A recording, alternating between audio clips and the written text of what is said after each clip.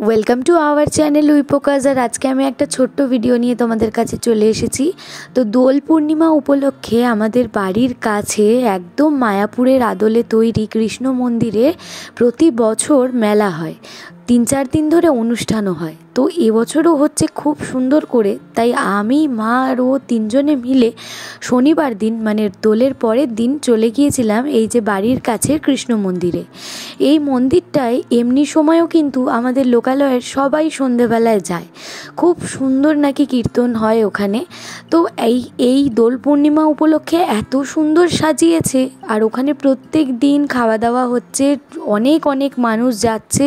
আর এমনি সময়ও এই মন্দিরের ভেতরে গেলে মনটা যেন একদম শান্ত হয়ে যায়।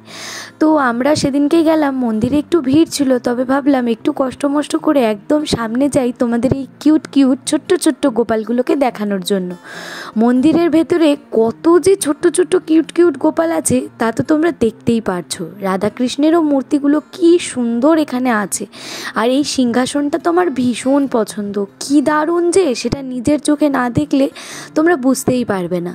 আর এই মন্দিরে তোমরা এমনি সময়ও আসতে পারো। রানাঘাটের দিকে থেকে আসলে তাহলে ইছাপুর স্টেশন নেমে টোটোয় করে পূর্বাশা কৃষ্ণ মন্দির বললেই কিন্তু তোমরা পৌঁছে যাবে। তো তারপর আর কি, মন্দির ঘুরে একটু মেলায় ভাবলাম ঘুরবো, কিন্তু শনিবার উপলক্ষে প্রচণ্ড ভিড় ছিল, ছুটির দিন, আর মেলায় আর কী বা দেখবো। তাই মা একটু জিলেপি আর নিমকি নিল, আর আমি এই ছোটো গোপালের ড্রেসগুলো দেখলাম, 2-3টে জিনিস কিনে বাড়ি চলে এলাম।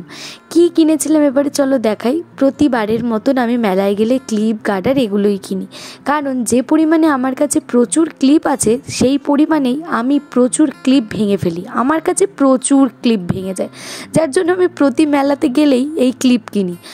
আর খিদেও তো পেয়েছিল, আর মেলাতে এত গরম লাগছিল যে বেশিক্ষণ আর দাঁড়াইনি। তাই ওখানে দাঁড়িয়ে কিছু খাওয়ার কথা তো প্রশ্নই আসে না।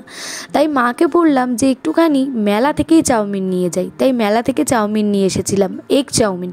যত ভালো দোকান থেকেই খাই, তবে আমার যেন মাঝে মধ্যে কী হয় যে আমার একটু মেলার চাউমিন খেতে ইচ্ছা করে। আর চাউমিনটা খেতেও হয়েছিল দুর্দান্ত। তো এই ছিল আমার ছোট্ট ভিডিও।